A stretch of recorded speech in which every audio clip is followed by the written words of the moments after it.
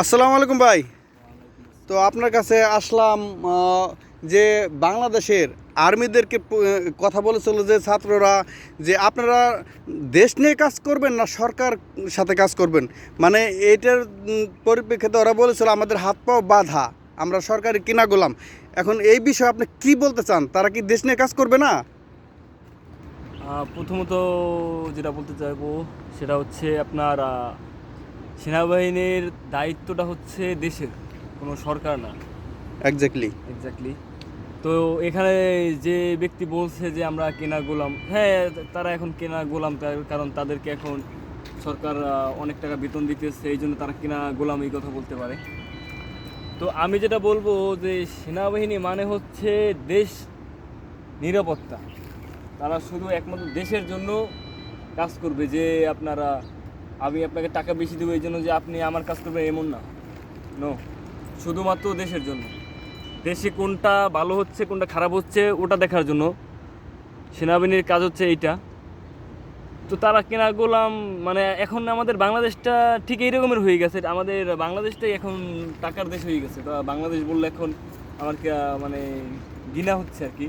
ওটা এক কথা বলতে পারেন যে রাজনৈতিক দেশ কিংবা টাকাওয়ালা দেশ, এটা বলতে পারেন। কারণ টাকার জন্য মানুষ যে কোনো জিনিস করতে পারে ভাই, যে কোনো জিনিস।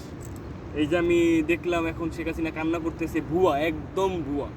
কারণ হচ্ছে যে শেখ হাসিনা যদি জনসাধারণ মানুষের কথা ভাবতো তাহলে আজকে এই যে আন্দোলন হইতো না, এই যে নেট যাইতো না, এত কিছু আগুন জ্বলতো না, এত কিছু হইতো না ভাই, সিরিয়াসলি এত কিছু হইতো না। রাইট। তো এখন এগুলো হচ্ছে কেন? কারণ সে তো আমাদের জনসাধারণের জন্য না, সে হচ্ছে তার নিজের ব্যক্তিগতর জন্য। হঠাৎ করে একদিন দেখবেন কি যে সে সব কিছু মানুষের লুটপাট কইরা সে দেশ ছেড়ে চলে গেছে। এইগুলা হচ্ছে আমাদের মানে কমন সেন্স, মানে আমরা মানে কি বলবো, রাজনীতির ফাঁদে পড়ে আমরা, টাকার ফাঁদে পড়ে আমরা মানে সেন্সলেস হয়ে গেছি, একবারে সেন্সলেস। কেন, কি দরকার আছে ভাই? নিজের পায়ে দাঁড়াও, নিজের ইনকাম নিজে করো।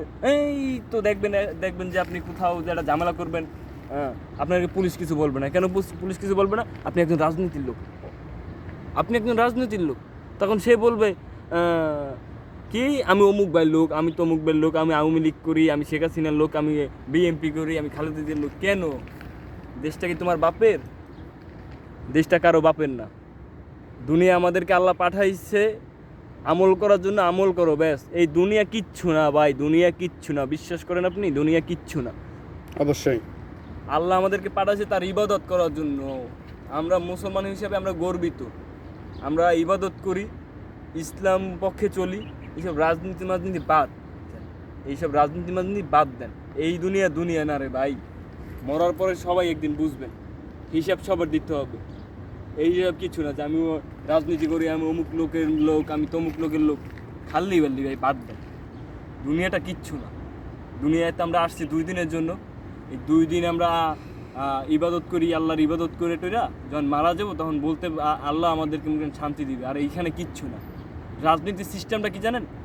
একসময় আমি রাজনীতি করতাম, আমার যেহেতু আইডিয়া আছে রাজনীতির প্রতি একটা, তো ডেফিনেটলি আমি এইটা বলতে চাই যে রাজনীতিটা হচ্ছে যে আপনার যে নেতা, আপনি ওই নেতার পিছনে কুত্তার মতো পিছনে দৌড়াইবেন, তো সে আপনাকে ওই চোখে ভাই মন দিয়ে কখনো দেখবে না, শুধু আপনাকে ইউজ করবে। রাজনীতির মানে ব্যাপারটা হচ্ছে এরকমের যে আপনাকে শুধু ইউজ করবে, ইউজ করা শেষ আপনাকে মানে ডাস্টবিনের মতো, ময়লার একটা পলিথিনের মতো আপনাকে হাতে নিয়ে আসতে ডাস্টবিন করে ফালাই দেবে, ব্যাস আপনার রাজনীতি শেষ। এই পর্যন্তই।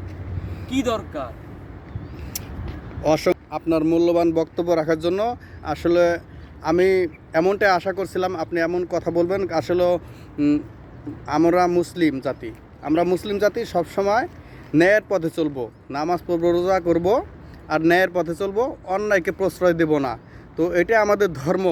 তো কে কি করলো না করলো এটা নিয়ে আমাদের নাক গলে লাভ নাই। তো যেটা ভালো সেটা আমরা করব, আর যেটা সত্য সেটা আমরা বলবো। সত্যকে আমরা ভয় পাবো না, আমরা কখনো মিথ্যার আশ্রয় নেব না। তো এই ভাইটা রাজনীতির কথা বলছে, ভাইটা রাজনীতি করে বিধায় সেই রাজনীতির কথা বলছে, কিন্তু সে কাউকে খারাপ বলে নাই, কাউকে নিন্দা করে কথা বলে নাই, সবার পক্ষেই কথা বলছে। যেটা সত্য সেটাই তুলে ধরছে, যেটা মিথ্যা সেটাই তুলে ধরছে। তো আমাদের আর্মি ভাই সেনাবাহিনীদেরকে বলবো যে আপনারা দেশ নিয়ে কাজ করেন, আমাদের দেশের জনগণকে সহযোগিতা করেন, যেটা ন্যায় সেটাই আপনারা করবেন। ধন্যবাদ। কারণ আপনাদের প্রতি আমাদের একটা বিশ্বাস আছে, আমাদের একটা আশ্বাস আছে যে সেনাবাহিনী যেখানে থাকবে সেখানে ভালো ছাড়া খারাপ কিছু হবে না। তো ধন্যবাদ, ভালো থাকবেন, আসসালামু আলাইকুম।